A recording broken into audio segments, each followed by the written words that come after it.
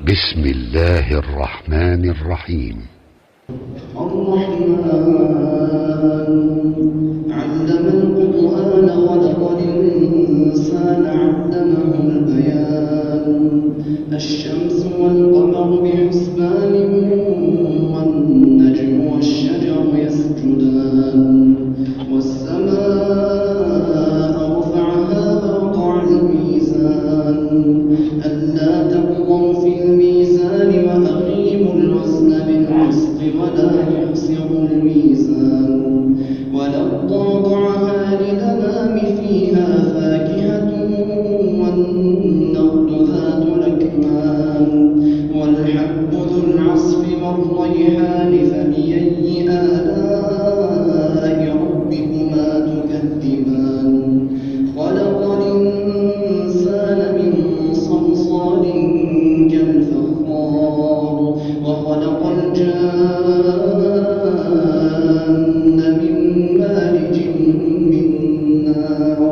فبأي آلاء ربكما تكذبان رب المشرقين ورب المغربين فبأي آلاء ربكما تكذبان مرج البحرين يلتقيان بينهما برزخ لا يبغيان فبأي آلاء ربكما تكذبان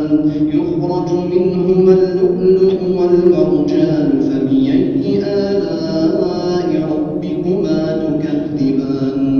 وله الجوار المنشآت في البحر كالأعلام فبأي آلاء ربكما تكذبان كل من عليها فان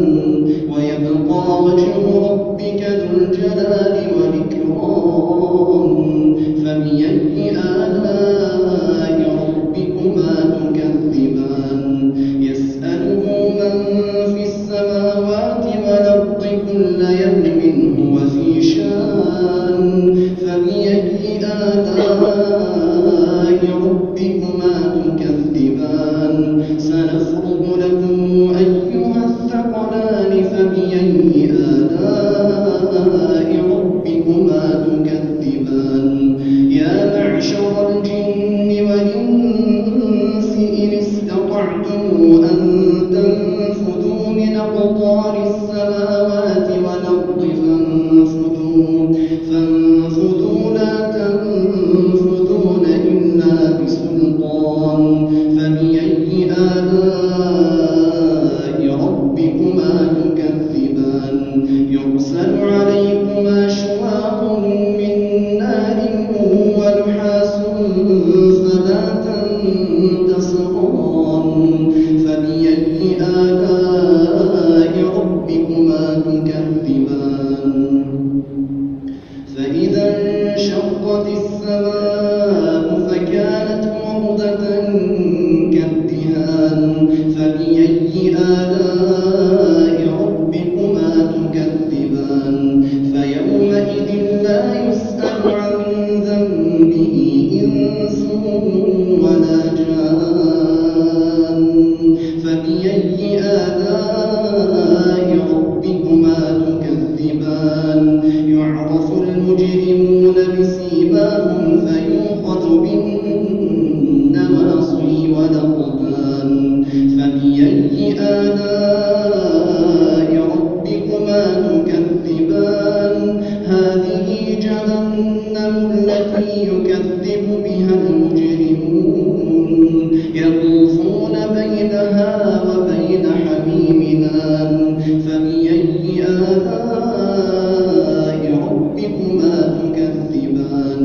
ولمن خاف مقام ربه جنتان فبأي آلاء ربكما تكذبان ذواتا أفنان فبأي آلاء ربكما تكذبان فيهما عينان تجريان فبأي آلاء ربكما تكذبان فيهما من كل